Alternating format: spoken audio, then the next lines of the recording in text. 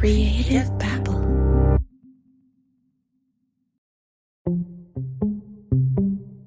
Previously on Pretend, we met Jack. Jack is a bounty hunter. I love it. It's what I do. I'm cleaning streets. They don't realize how many people are running out there, fugitives. They're just blending in with people, committing crimes to survive because they can't work regular jobs. They're out there. They're all over the place. They're like insects, and we go after them. But it turns out Jack was once himself a fugitive running from the law. You see, he was found guilty for a crime and was sentenced to 20 years in prison. He lost his appeal and said that the district attorney was going to lock him up. He started telling everybody what he was going to do to me. He was going to bury me. I wasn't coming back with that crazy son of a bitch. No way. No way was I coming back face that guy. So I chose not to come back, and then I became fugitive status from Mississippi, not federal yet. Jack started cooking meth in the Pennsylvania mountains. So if you went in a room and saw all that, you'd say, whoa, they're not baking cookies. He's now working for a crime family, and one of the bosses, Leo, got whacked. He was found dead in the trunk of his car. I think they killed him. Now, who killed him? I think Ronnie Pierce and Drummy had him murdered. But this whole time, the FBI is hunting him down. I'm Judy Tyler, and I was an FBI agent from 1979 through 2010 and primarily worked violent drug gang cases in Philadelphia. And one of my first cases involved Jack Conway, who his true name is Jack Saltarelli.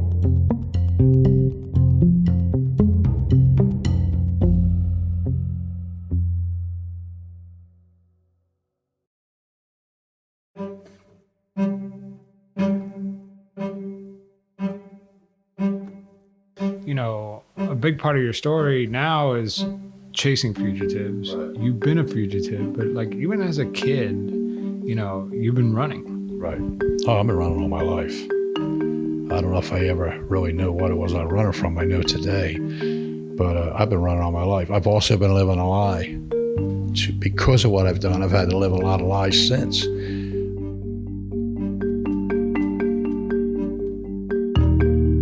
As a kid, Jack's stepfather would beat him with closed fist.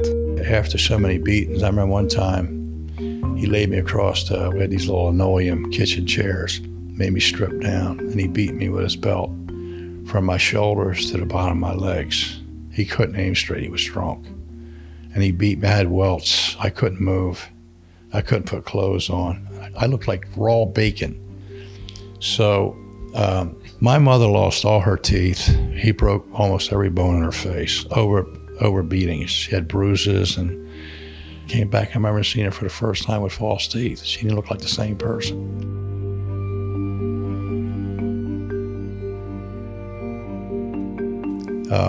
He'd come in drunk. They'd start fighting. I still hear it in my head now, the dishes flying and break. Always broke the dishes. Jack would hide in his room, praying that his stepfather wasn't coming for him next. It's just, I still hear them breaking, the cabinet turned over. I would be in the bedroom in a knot, knowing he's coming for me. I started running away from home at 8 years old. But I ran away. I wouldn't stay there. I would sleep in cars, empty buildings. So yeah, he did all that to her in his drunken stupors, but she stayed with him. That was why I was running away. From the age of 8 to 12, Jack was in and out of youth detention centers. And when he wasn't locked up, he was robbing the neighborhood milkman. Well, I had him terrorized in the neighborhood. It was kind of funny. I feel bad now because I wonder how many of them had to go back and take it out of their own pay. But I used to stalk them. And I wouldn't get the same guy all the time. Maybe two. So what, the milkman? Yeah, milkmen, breadmen, but mostly the milkman. And the reason why is they go around early in the morning, they would deliver to the doorsteps, people were still in bed. Later that afternoon, they come back around and start to collect. The people are up. They'd park and they'd start down one side of the street because they're not carrying anything, it's just collections. Cross over, come back up. So I'd wait till I'd get down a little ways, I'd look around, I'd look, and I'd get in the truck. be down low, and I'd find it. I would find a big canvas bag or something. Even in time they began to hide it, I would still find it. There's only so many places you can put it in there. So that's how I was surviving the street like that. Rather than go home and live a normal life, I was blowing it. I don't even know why I was doing it. I guess because it was easy to do. Then it was burglary. When you're sleeping in buildings, you start to learn how to unlock. Things are easy to unlock in them days. A screwdriver, a butter knife, a penknife. You're not just seeking shelter. You're taking money. Jack said he never blamed his stepfather for any of his crimes. I never blamed him. I knew I was doing right. I mean, I knew I was breaking the law later on in life, but I'd gotten there by traveling the circles with criminals. All I knew was institutions. For instance, by the time I was 12, I ran away so many times. I went in front of Judge Sidney Hoffman, and he sent me to the Catholic Protectory. A protectory is a Roman Catholic shelter for abandoned or neglected kids. Back then, it was 1958. It was run by Franciscan monks. They were the cruelest, meanest people. They're cruel. They're sadists. They beat us with ball bats. Every day was pain and religion, pain and religion. I did that for 1 year. When I come out of there at 13, I was one hard ass. I was hard. Picture a ball bat, shaved, both round ends off. You got an inch and a half in the center. You got the whole length of the ball bat, and they drill holes. Then they tape it. And they used to like to get you when you're coming out of shower and you're wet.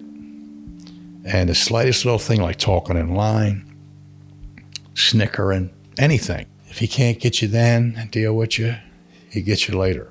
He'd pull that book out. And they're the people he wrote in there during the week. The following people stay. If your name's on it, you get in that line. There's no case. You're in there, get in the line and shut up. They had all kinds of punishments. But this one, the bendo parties, there was no defense. That first one was going to bust your butt. You're going to feel it to your bone because he's bringing it. Brother Gabriel was about 6'3", long arms. And I mean, you could hear that thing whistle. And he was brutal. You didn't want to move. You wanted it on your cheeks. You didn't want to twitch or get it on your legs or on your lower back. So you learn what we call sounding off, just taking it. You put your hands on your knees and you wait. When you get that one or two, then you run around and you get back in line. Eventually, 12-year-old Jack was released from the Catholic Protectory and was sent to Glen Mills School. Glen Mills is a 200-year-old school for delinquent boys. It's described as the country's most radical answer yet to juvenile crime. I started running away from there. The long and short of it, I ended up in front of Judge Sidney Hoffman again. And he said, "You are incorrigible. You won't stay put." And he sent me to Camp Hill, which is state prison at 15. State prison. And that's where I went. His entire childhood, he's been running away. But he's a grown man. And now he's running away from the federal government. That's what makes this next part so hard to believe. So, this is the part of the story that I can't get my head around because you're a fugitive. I mean, for the state of Mississippi, but you take on this... And I'm a drug dealer, let's face it. And a drug dealer. I'm selling drugs. When Jack wasn't pushing meth, he would work as part of a search and rescue team. We used to go to schools and do demonstrations with the dogs. Had a little kid take their shoe off, go hide it somewhere, come back, sit with the class, sent the dog on the other shoe, and bam, the dog would go and find that shoe. They loved that stuff. That's all we ever did. I loved it in between. He would work alongside state and local authorities looking for missing kids. I mean, why in the world would you decide to take up such a high-profile search and rescue job? I don't think I was always really, truly bad. I always liked that kind of work. I always liked coming to the rescue. We used to go out with missing kids and find kids. That was a wonderful feeling. You worked on some pretty high-profile cases, right? Yeah, I certainly did. I did float for occasionally back and forth to Atlanta. I was working on the Wayne Williams case, all the missing children. Wayne Williams is a serial killer who is believed to have killed more than 24 children and adults in the Atlanta area. At the time when I left there, it was like 28. It was a couple adults, but they were saying 28 murdered and missing children. But what we were actually doing, We were trying to find people, but we were really eliminating grids. We were looking for cadavers. We worked with GBI. If you look at my pictures, that's the Georgia Bureau of Investigation we worked with. That's who we teamed up with. They were straight as an arrow. They were fantastic. But you were like on TV. I know. I was on every damn day. We had to run and hide from them people. But aren't you afraid that like... I didn't think about that. I wasn't a fugitive when I was doing that. Oh, you weren't? I mean, I was, but in my mind, I was a good guy. I'm trying to find either the murderer or a missing child. You know, the FBI is watching the national news, and there you are. Well, that's right. And I didn't think about it that way. I should have, because my son was back in Philly with his little buddies, school buddies, sitting on the floor in front of TV watching me. I was on TV a lot. I asked FBI agent Judy Tyler about this. So yeah, we had received informant information that Jack was working for a search and rescue dog operation based out of Philadelphia that had gone down to Atlanta to help with the search for the Wayne Williams, when I think at the time they didn't know it was Wayne Williams, but whoever was killing the young African American males and dumping them off of bridges down in Atlanta. And so I knew he was part of that search and rescue as a volunteer. So I had sent a request down to our headquarters, like, did we hire a known fugitive?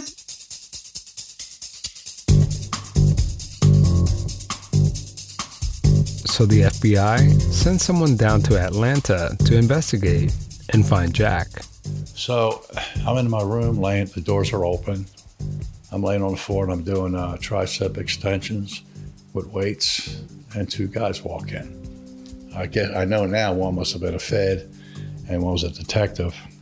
And they told me, just lay there. They looked over at my weapon, they pointed, said, understand you're a fugitive from Mississippi.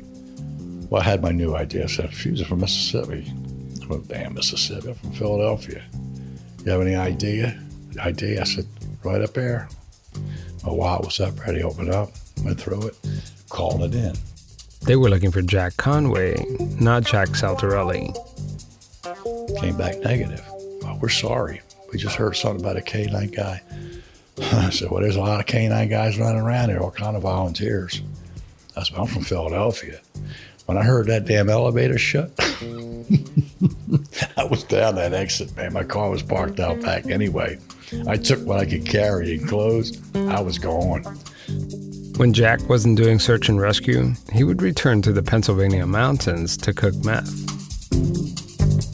In the previous episode, we learned that one of the head bosses, Leo, was murdered. They found him dead inside his wife's car with a bullet in his head. You would think that this would spark some sort of turf war or something, but there was no real retaliation. Jack found it strange that Leo, one of the 4 bosses, got whacked and the other 3 bosses weren't doing anything about it. Whenever Jack would ask about Leo's murder, Ronnie, one of the head guys in the family, would brush it off as if it were a drug deal gone bad. When I used to bring it up at the lab to Ronnie and them, well, man, come on, if you think you know who did it, because they were claiming some Muslim got out of prison, kidnapped them, made them show them how to make it, and they killed him. I said, there should be some payback. He's one of us. What are you going to do about it? Oh, you need to stop bringing it up. And he used to get defensive. You got to stop, we don't, just leave it alone. And one of the 4 main guys gets whacked. He's dead in his wife's trunk. I mean, you want some payback, and they're telling you, like Ronnie's telling you, no, don't worry. He's just trying to brush it on. So now what are you thinking? I'm knowing that they did it. Ronnie didn't like Jack asking all these questions. Things were heating up between them.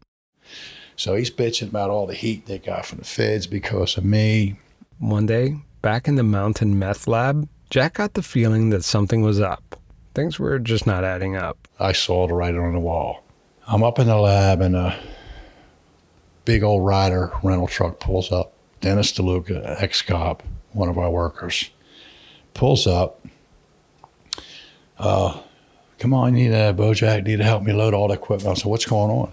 Ronnie instructed everyone to move the meth lab equipment into a rental truck. We're moving all the lab stuff out and the trash, which I thought was weird. But he said, well, this guy's an electrician. He's going to look around and see why we're blowing fuses. I'm thinking, well, we got that much of a problem. So. And why would you have to move? I mean, is that typical to move a whole meth lab out? Jack says no. Something's not right. He thinks this is a hit job. He's vicious. Ronnie's not a fighter. But he'll go out, get a chainsaw, and come back in the bar and cut you in half. So he was kind of psychotic, right? He's psychotic. Ronnie wants you to pull your van back along the brush line. Because if it's not, he's not coming up. Well, then I'm thinking, okay, if you whack me, you carry my body out. If anybody goes down the bottom of the road, they won't see it. Put me in my van. One drives my van back to the city and parks me on some street. The other picks him up in the other car. And I'm thinking all this. Your life goes before you because I know what it is. Jack prepared for the worst case scenario. Ronnie knew Jack carried 2 weapons at all times. So Jack got a third gun and concealed it. And it was the summer, but I put a flannel shirt on. I just picked up a third firearm that week. So I put my .357 in my belt and I cover it. The other 2 are unloaded. He only knew me for 2. He wasn't sure what they were. So now they come out. We're at the kitchen table. His guy, his so-called electrician, is standing to my left. It's about a 5-foot kitchen table. Ronnie's at the other end. So the one guy on my left, I figure, okay, he's close enough to try to wrap his arms around me. Ronnie can come around and put it right behind my left ear and do it. So Ronnie says, and I knew then, he says, Bojack, he said, he's a gun lover. Show him them 2 guns you got. I said, well, they're in the case there. That was on the table. They pulled them out. They weren't loaded. They're both, each one's got one. They're looking at them. Now he's thinking they got my weapons. And everything going through my mind at the time, they say everything just flashes. I've already told myself, if I have to kill them, it's a solid rock. I can't bury them here. I'm going to have to put them in their car, leave my van, drive them back to the city, and find transportation back. Let them be found somewhere, and I'll send a message. And all of a sudden, he just went from being friendly to like, he looked like he was all business. He had something he had to do. And that's when I pulled my .357 out. I said, but this never leaves me. All of a sudden, the tension in the room hit a fever pitch. He was like, oh, when'd you get that? And just like that, it was over. Ronnie and his goon left.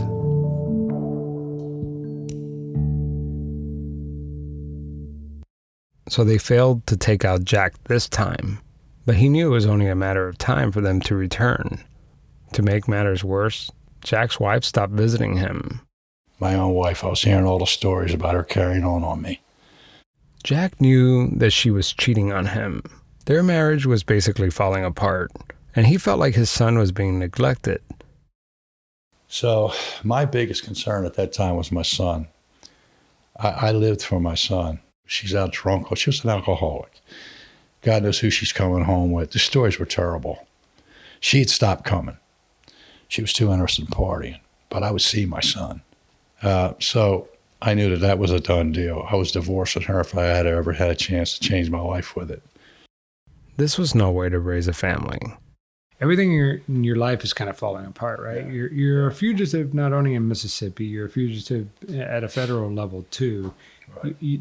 One of the 4 guys that you're working with wants you killed, and then you find out your wife is cheating on you. I mean, I was hearing that all along. I was really concerned about my son. Where does he go from here? It seems like he's just out of options. I was desperate. I kept thinking about who's going to take care of my child. He's just a young baby. I've muffed that up. I've ruined that. So I got them wanting to kill me. I know there's going to be another time I'm going to have to kill them. It's kill or be killed. It's not going to stop. Jack needs to change the game. I said, well, you know what? I don't owe her shit. I don't owe them shit. And I'm going to make the call. And I rode up and down Cotman Avenue in Philly, looking at payphones. I had a pocket full of quarters. Jack made a call that turned everything upside down. And I called it, and it was Judy's house. And that was the beginning of working something out. Jack picks up the phone and calls FBI agent Judy Tyler. When he called and said who he was, I was delighted that he had reached out to me, because I knew he didn't want to go back to Mississippi and do all that time. And knowing that he was involved with this meth case, I thought there was a possibility that maybe he could work with us and take that down and get credit for that down with the district attorney in Mississippi if they would agree to that. And so when I talked to him, I told him, you might not have to go do 20 years down in Mississippi if we work together. And it was up to him if he was willing to give it a shot. Jack agrees to be an informant. I had the U.S. Marshals come in and talk to him about witness protection program. If he wanted to avail himself, I wanted him to know what those options were, because there are two types of witness protection, one in prison while you do your time, and one outside of prison once you've done your time. Funny story, when Jack finally met Agent Judy Tyler, he confessed that he was relieved that he was no longer running from the law. The whole time he was a fugitive, he says he was always looking over his shoulder.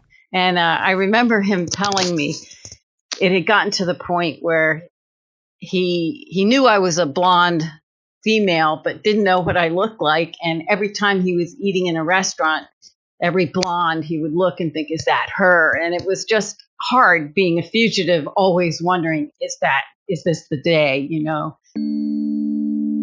So now you've contacted the FBI. You told them you could offer them a lab.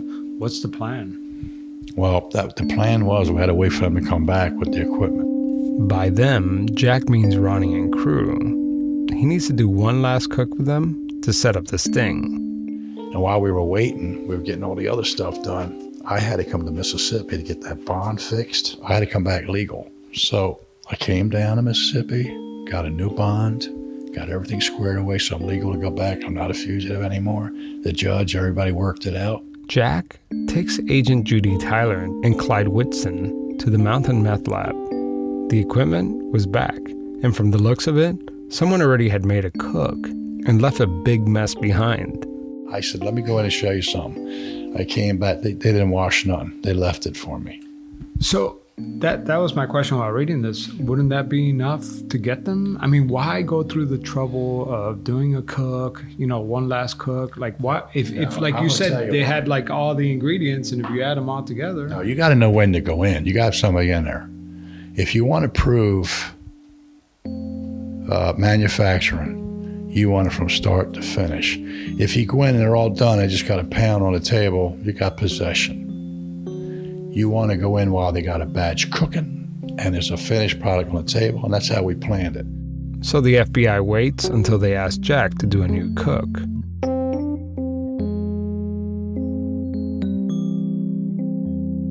It's the day of the cook, and Jack and the FBI are ready to take down the lab. This whole time, are you wired or? Yeah, I had a transmitter on me that a tape was picking up. And every 3 hours I'd go out and change the battery. It was like a camera battery. It was in a sleeve and my bag had an antenna. It picked up everything. Well, he had a transmitter on, so he could talk to us through his transmitter, but he had to change the battery every 3 hours. So it was difficult. We didn't have the same kind of technology that's available today. And occasionally he'd be able to get out and go to a payphone and call. So those phone calls and communication through the transmitter were critical for us. And if his battery died, we're in the dark. The agents are listening in on everything from a nearby hotel, and the SWAT team is on standby. Oh, were you nervous that like maybe somebody would? No, I wasn't afraid of these people. They'd be more afraid of me. There's a lot at stake here. This is a meth lab we're talking about. I mean, you can't just stop the cook halfway. Jack needs to wait and give them a clear signal when the cook is finished. Otherwise, things could go boom.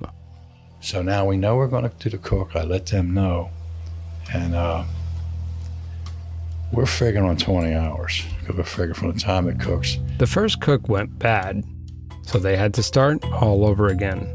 It wouldn't be for another 20 hours before the feds come and make their move.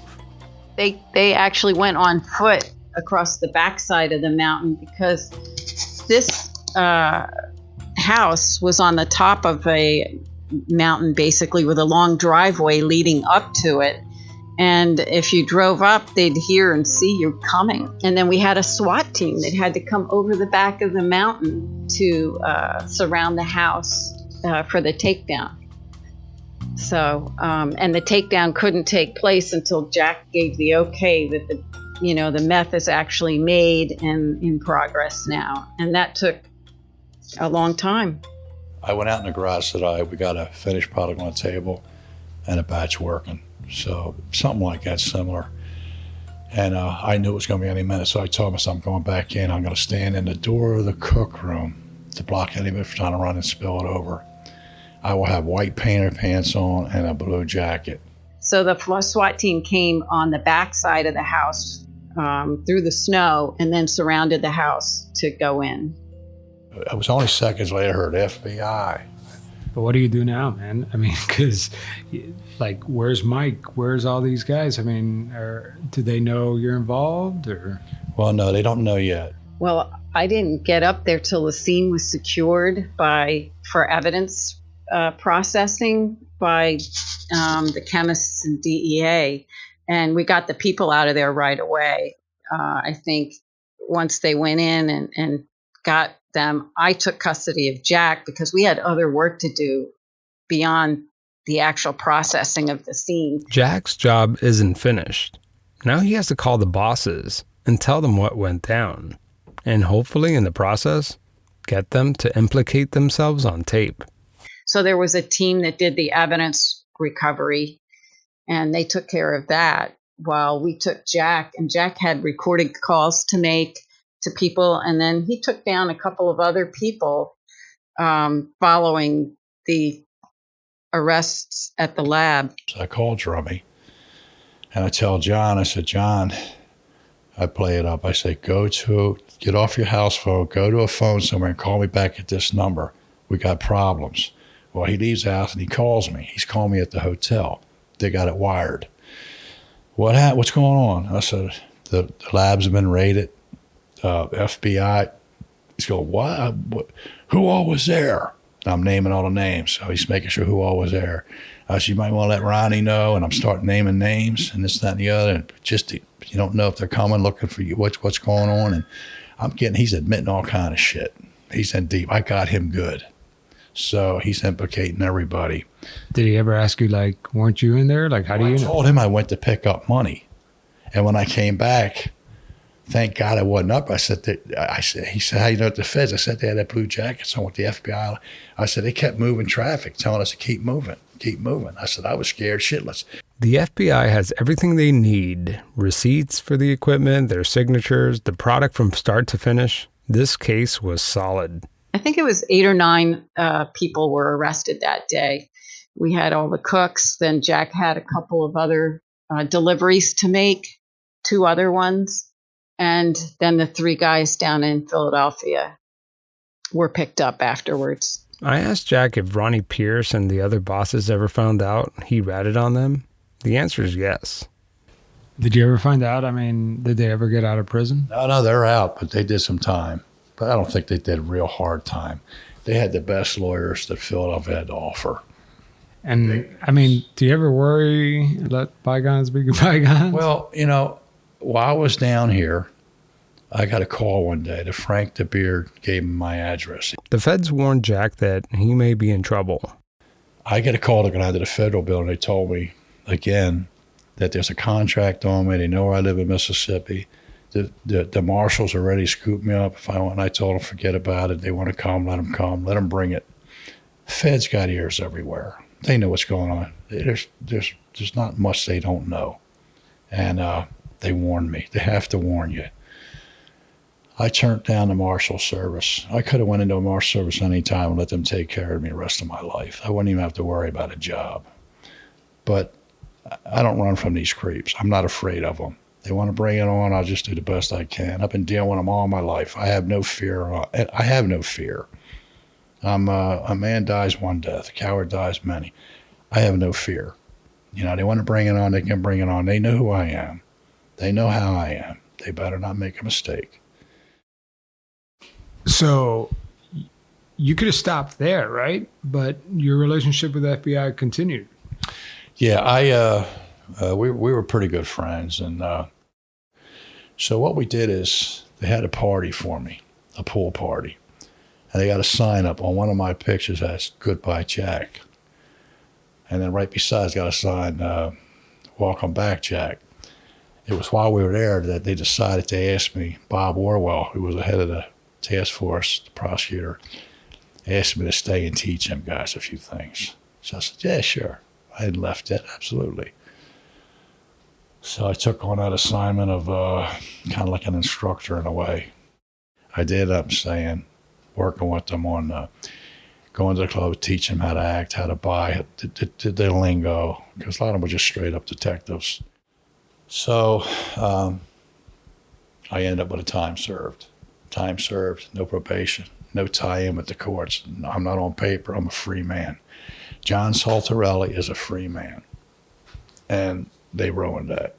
I wish this story would end here, because if it did, it would be a happy ending. But unfortunately, Jack's troubles aren't over. Let's kind of sum things up. You were a fugitive in Mississippi. You got that removed. You were a federal fugitive. You cooperated and you got that cleared. But now you're in trouble with the law again. I won't get into all the details because honestly, there's no way for me to prove any of this. It's Jack's word against the FBI. Jack claims he was framed by the FBI. He was busted by the Scranton FBI office for carrying around lab equipment.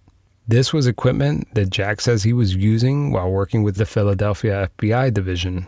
I came back with my good name. I could have been a whole fresh start, short of a fingerprint. I could have been just a good citizen doing my thing, but now I've got a felony on that name, and it shouldn't be there. And I thought at the time when we worked this information out, it was going to be a misdemeanor. They didn't catch me with no drugs. They caught me with kitchen appliances. I could have fought that. I could have proved at that time that I was recruited. But I believed in them. I thought it was some kind of test. This stuff goes on. If you're in the government intrigue, it goes on. So I thought this was a test to see if I could hold up. And I didn't fold. So when I went to Maxwell Air Force Base, federal prison over there, I was so upset with a 6-month sentence. It was a three-year that reduced to 6 months and a fine and probation. I was so upset I wrote the judge. I told him, Judge, Your Honor, you know this is really funky. And they returned by terminating my sentence. So I'm sure they knew something was not right. Here's how Agent Judy Tyler remembers it. I got informant information. Jack was cooking again. And it was up in the Scranton area. And but he wasn't cooking as part of another operation, right? Nope, it was on his own. And so he got arrested. They took him in, and Jack was very sheepish about that. And there was like nothing you can do after that. All right, you've already worked and cooperated, and now you went back and did it. You got to go do the time at this point, which he did. But it was such a disappointment because he had come so far, and he hadn't found a way to make a legitimate living yet, and that came later. In the end, Jack eventually stopped running. He devoted the rest of his life to undoing the damage he's done, and he's doing it the only way he knows, by catching fugitives.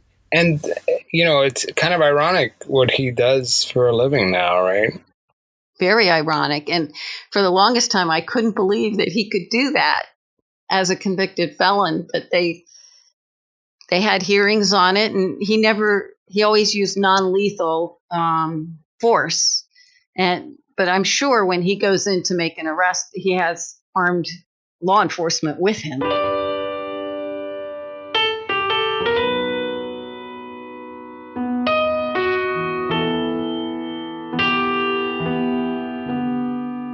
And I remember my son-in-law said to my daughter once, "How does your dad find these people?" She said, "Well, he was a fugitive for 19 months. He knows how they think, you know." In order to catch one, you got to. Wow, that's pretty much true. I mean, while we're on the topic, why tell your story? I mean, it seems like all of this is kind of behind you. Well, I have nothing to be ashamed of. Nothing to be ashamed. I've given plenty back. It's all like my good friend, the judge, said, it's all about redemption. You know, I remember a long time ago, Mayor Koch had said that a man should be able to go 10 years without a hint of, you know, some of us get slick and hide without a hint of a problem. He should be forgiven. I can't even vote today in Mississippi. I'm not allowed to vote. And I've been doing good stuff for 30 some years. I cannot vote.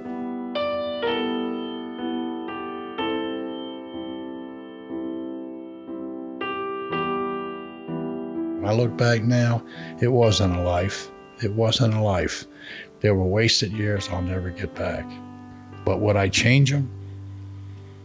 No, because they made me the man I am today. That's what my structure is. I'm loyal, I'm dependable, I'm a hard worker, I'm a good citizen. I wish I could vote like I'm entitled to.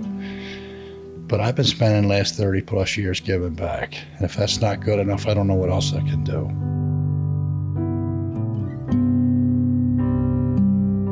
Here's Agent Judy Tyler again. I'm proud of the way he finally turned his life around, and his son ended up going into law enforcement, which is pretty neat.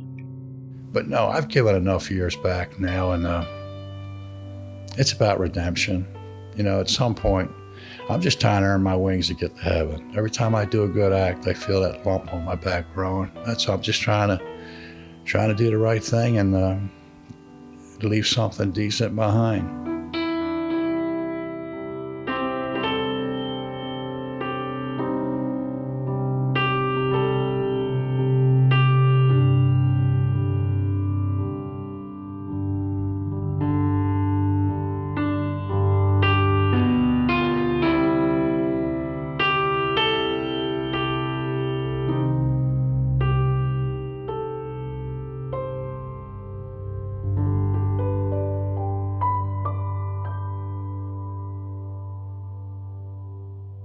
All right, so that's it for my series on fugitives.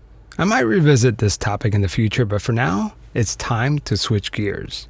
My next series is on psychics and their involvement in covert CIA experiments, like this one. Stanford Research Institute has been conducting an experimental program in the field of psychoenergetic effects.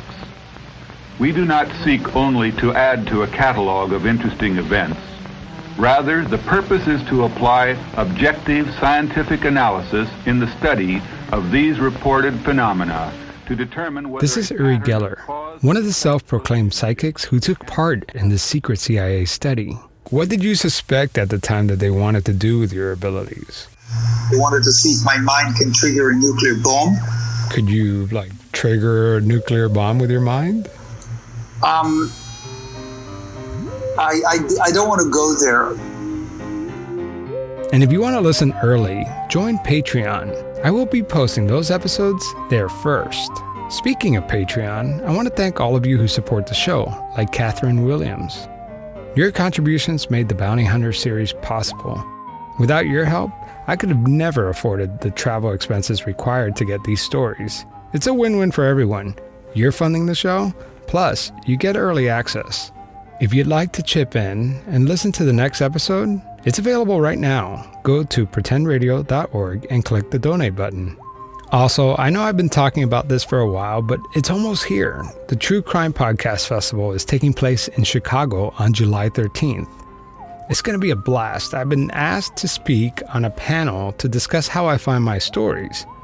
It's going to be great. And if you're in the Chicago area, please visit tcpf2019.com. All right, guys, I'll talk to you in 2 weeks.